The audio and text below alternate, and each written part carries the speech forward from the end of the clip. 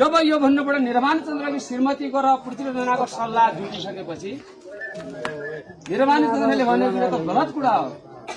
तातै बोलिसकेको छ, माटी मुटुडो लगाइसकेको छ, तेरा खै भइसकेको भनेर भनिसकेको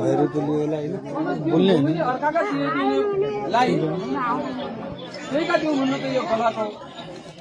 त म मेरा मुखले त म तेरा दिए पनि भन्दैन बाबु, मेरा हातले म दही चाम्ला गेडा पनि लाग्दैन। मेरा मुखले 32 शब्द बोल्दैन बाबु। लैजा बाबा ओखला बाटी लैजा बाबा त्यो जुतरा बाटी लै। अब यहाँ पछाडि ओखल र जुत्ता र कहिले राउनेको कोही मान्छे छ हजुर? कोही मैले राउने के ओखल जुत्ता र राउने न यहाँ पछा कोही राउने। लैजा बाबा बन्न बाटी लैजा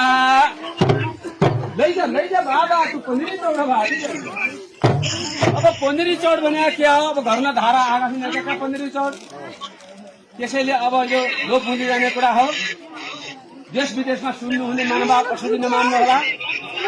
आज यो हजुरहरूले चिनेका मान्छे जगत परिवारका छोराको शुभ विवाह अनि अछाम प्लस रामरोशन गाउँपालिकाको चर्चित हुड्के शेरबहादुर परिवार नाच्दैछ।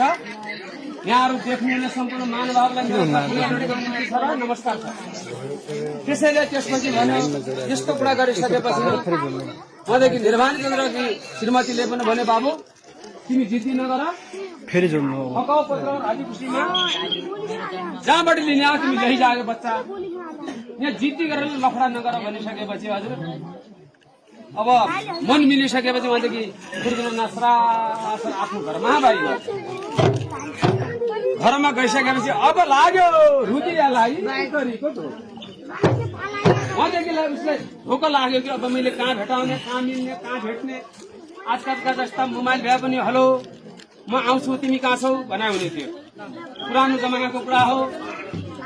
त्यसपछि लाग्यो धावमा लागिसके बन जान लाग्यो, बनेर आयो 15 जान लाग्यो, ओखला गयो ओखला जान लाग्यो, जुतरा गयो जुतरा जान लाग्यो।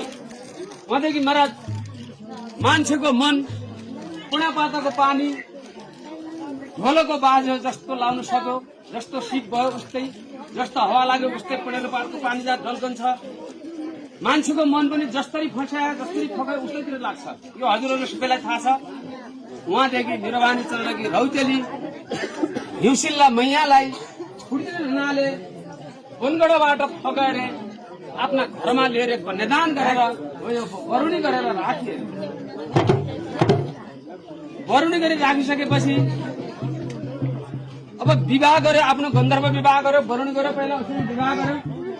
आज भयो, भोलि भयो, पर्सि भयो, लिनु भयो, 5 दिन 15 दिन भयो, महिना दिन 2 महिना भयो, 3 महिना 4 महिना भयो, 4 महिनापछि 5-6 महिना पुग्यो। 6 महिना पुगिसकेपछि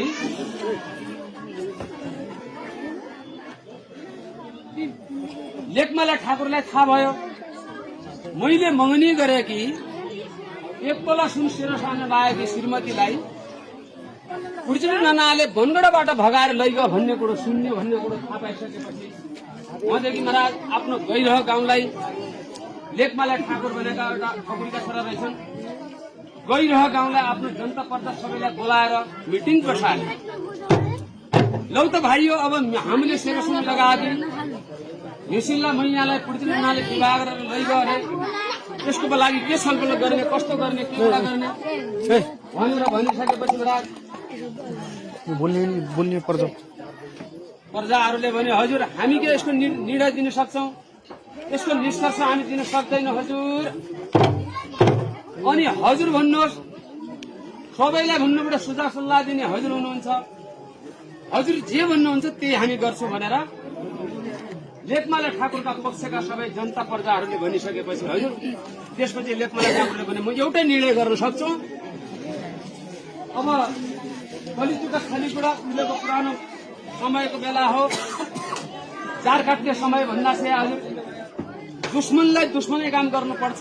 लेखमाला ठाकुरले भन्यो कि त्यसलाई बथाने गाउँडो बाडेर बोलाएर त्यसलाई जाल साझी गरेर त्यसलाई काट्नुपर्छ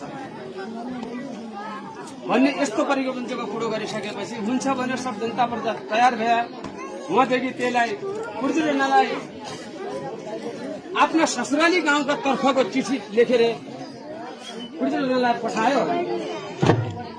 चिठी कस्तो लेखेर पठायो त जैसा मेरी छोरी भन्नु पर्यो कोही गरिबकी छोरी पनि होइन कोही कन्यादान गरिने छैन बाघी छोरी पनि होइन कोही मुलेटीले पनि होइन म एउटा तपाईलाई कन्यादान गरेर दिनेछु तिमीले वनबाट चोरेर ल्याऊ 1 वचन बोल्नका लागि तर अब म फलानु दिन फलानु बारमा श्री सत्यनारायण स्वामीको पूजा लगाउने छु यो पूजाको प्रसाद मेरा ज्वाइँ छोरीले नखाएपछि म धेरै नराम्रो मान्नेछु र म दुखित रहनेछु यो तिथि यो मितिमा मेरो घरमा आउनु भनेर माइती तर्फको चिठी कृत्य चिठी बनाएर लेखमाला ठाकुरले पुर्चुली नानालाई पठायो।